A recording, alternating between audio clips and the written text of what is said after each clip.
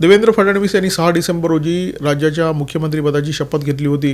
म्हणजे जवळजवळ 2.5 महिन्यांचा काळ त्यानंतर उलटून गेलेला आहे. तरीसुद्धा मंत्रालयामध्ये OSDची नियुक्ती, खाजगी सचिवांची नियुक्ती हे सगळे मुद्दे रेंगाळलेले दिसतात आणि ते रेंगाळण्याचं ठोस कारण आहे. मंत्रालयामध्ये अनेक OSD असे आहेत, अनेक खाजगी सचिव असे आहेत, अनेक टेलिफोन ऑपरेटर असे आहेत जे एकाच मंत्रालयामध्ये वर्षोनवर्ष तळ ठोकून बसलेले आहेत. त्यांना कोणी तिथून हलवत नाही, त्यांना तिथून हलावंसं वाटत नाही. वर्षोनवर्ष ही मंडळी तिथेच काम करताना दिसतात आणि या मंडळींचं एक जबरदस्त नेटवर्क तयार झालेलं आहे.